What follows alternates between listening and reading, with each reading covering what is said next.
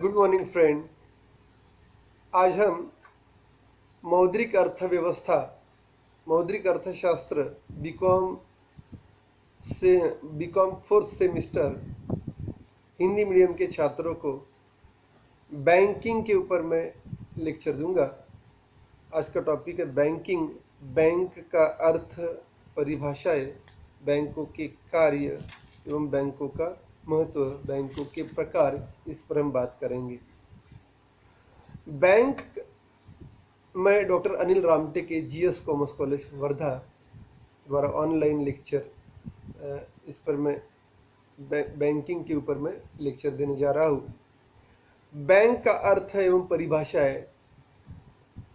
Meaning and definition of banks. Bank शब्द की उत्पत्ति के बारे में दो प्रकार के मत प्रवाह है। एक मत है इटालियन भाषा में बैंकों के, बैंक BANQUE, बैंक शब्द से बैंक शब्द की उत्पत्ति मानता है। दूसरा मत प्रवाह है बैंक शब्द की उत्पत्ति जर्मन भाषा के बैंक BANCK, बैंक शब्द से हुई है, जिसका अर्थ संयुक्त स्कंध कोश से लगाया जाता है। तो बैंकों की प्रमुख परिभाषाएं हम देखेंगे। ऑक्सफोर्ड शब्द कोश के अनुसार बैंक की परिभाषा की गई है। बैंक वह संस्था है जो ग्राहकों से प्राप्त धन की रक्षा करती है। इसका प्रमुख कार्य स्वयं के ड्राफ्टों का भुगतान करना है। इसका लाभ ग्राहकों द्वारा रखे गए धन के उपयोग से प्राप्त होता है। भारतीय बैंकिंग नियम अधिनियम 1949 के अनुसार बैंकिंग कंपनी वह है जो बैंकिंग का व्यवसाय करे। बैंकिंग व्यवसाय से तात्पर्य यह है कि ऋण देने तथा विनियोजन के लिए जनता से मुद्रा के निक्षेपों को स्वीकार करना है, जो मांगने पर अथवा अन्य प्रकार से लौटाया जा सके, तथा चेक्स, ड्राफ्ट, आदेश अथवा किसी अन्य प्रकार से निकाला जा सके।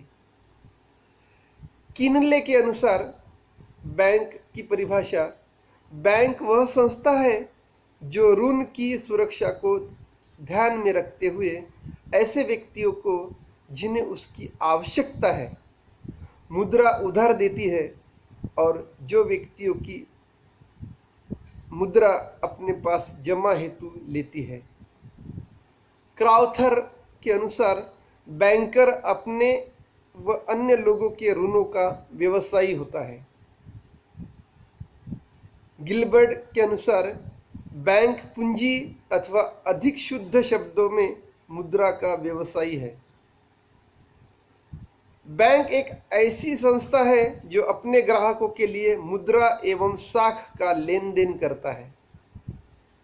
बैंक एक ऐसी संस्था है जो अपने ग्राहकों के लिए मुद्रा एवं साख का लेन देन करती है। तो इस प्रकार बैंक की परिभाषा दी गई है। बैंकों के कार्य, बैंक मुद्रा एवं साख का लेन देन ही नहीं करती, बल्कि अन्य अनेक कार्यों जैसे एजेंट के रूप में कार्य करना, साख का निर्माण करना, अन्य सामान्य सेवाएं प्रदान करने का कार्य भी करते हैं। इसमें प्रारंभिक अथवा प्राथमिक एवं परंपरागत कार्य, प्राइमरी और traditional functions of banking, commercial banking. व्यापारिक बैंकों के प्राथमिक कार्यों में दो कार्य सम्मिलित है। जमाएं स्वीकार करना, एक्सेप्टिंग डिपॉजिट, जमाएं स्वीकार करना। बैंकों का मुख्य कार्य धन जमा करना एवं उधार देना है। बैंकों को उधार देने के लिए धन की आवश्यकता होती है। इनकी अंश पूंजी उधार देने की दृष्टि से पर्याप्त कोषों का निर्माण नहीं कर पाती है। ये व्यक्तियों एवं संस्थाओं के अतिरिक्त धनराशि जमा करते हैं और बदले में उन्हें ब्याज देते हैं। व्यक्ति व संस्थाएं अपनी अतिरिक्त बचतों को बैंकों में जमा करवा देते हैं तथा उनका धन सुरक्षित रहे एवं बदले में ब्याज भी मिले, इसके लिए बैंक विभिन्न प्रकार के खाते खोलकर जमाओं को आकर्षित करने की प्रयास करते हैं।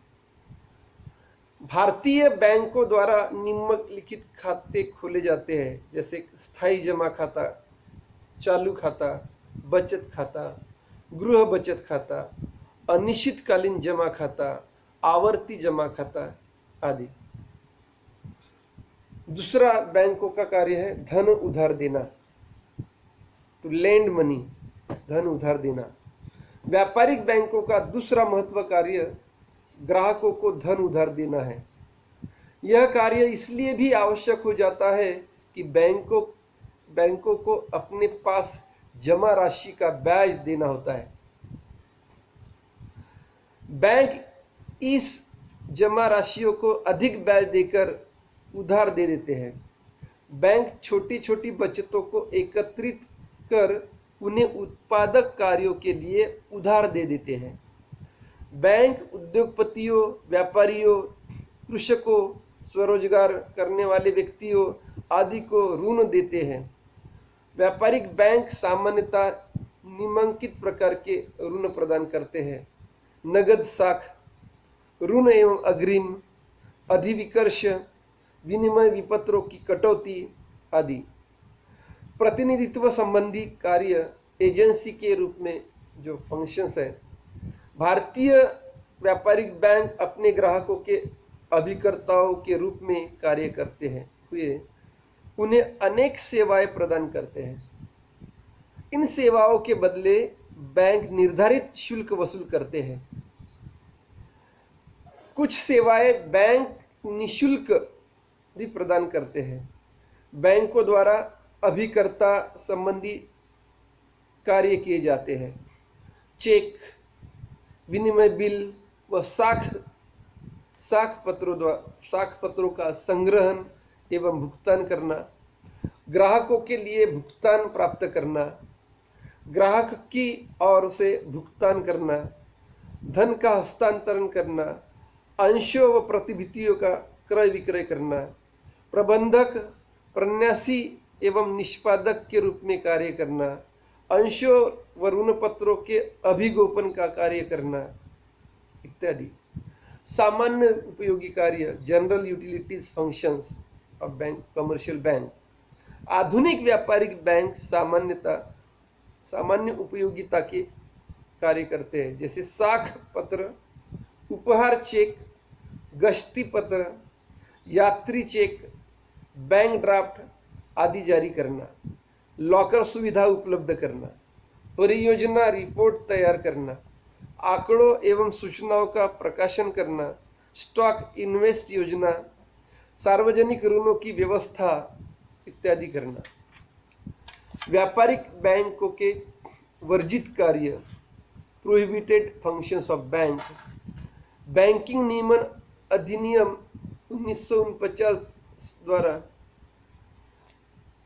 भारतीय बैंकों के वर्जित कार्य निम्न प्रकार के होते हैं, जैसे व्यापारिक कार्य, ट्रेडिंग एक्टिविटीज। बैंक को बैंकिंग व्यवसाय के अतिरिक्त ऐसा कोई भी व्यापारिक कार्य करने का अधिकार नहीं है जिसमें जोखिम हो तथा चाहे जिससे बैंक को आय भी प्राप्त होती हो, किंतु बैंक को उन प्रतिभूतियों को बेचने का अधिकार है जो उनके पास जमानत के रूप में रखी हुई है। अंश प्राप्त करने पर प्रतिबंध, restriction on acquisition of shares. अंश प्राप्त करने पर प्रतिबंध। अंश प्राप्त करने के संबंध में बैंक पर निम्न प्रतिबंध होते हैं: कोई भी सहकारी बैंक किसी अन्य बैंक के अंश नहीं खरीदेगा। कोई भी बैंकिंग कंपनी किसी अन्य कंपनी के अंश इसकी चुकता पूंजी के 30% अथवा अपनी चुकता पूंजी एवं संचय के 30% से कम हो से अधिक प्राप्त नहीं कर सकता। कोई भी बैंकिंग कंपनी किसी ऐसी कंपनी के अंश गिरवी या बंधक के रूप में प्राप्त नहीं करेगी, जिसके प्रबंध में बैंक में कोई प्रबंध निर्देशक का हित समाहित है। अचल संपत्ति प्राप्त करना, acquisition of immovable properties. Bank banking प्रयोग के अतिरिक्त कोई भी अचल संपत्ति प्राप्त नहीं कर सकते। किसी अन्य अचल संपत्ति की स्थिति में बैंक उसे प्राप्त करने अथवा अधिनियम लागू हो की तिथि से 7 वर्ष तक रिजर्व बैंक की अनुमति से 12 वर्ष तक अपने पास रख सकते हैं। इस प्रकार से बैंकों के कार्य होते हैं। बैंकों के प्रकार सभी छात्रों को विदित है, जैसे व्यापारिक बैंक, केंद्रीय बैंक, औद्योगिक बैंक, विदेशी विनिमय बैंक, कृषि बैंक, बचत बैंक, अंतर्राष्ट्रीय बैंक। तो बैंकों के व्यापारिक बैंकों की भूमिका एवं महत्व इस प्रकार है, जैसे कि बचत प्रोत्साहन और पूंजी निर्माण करना।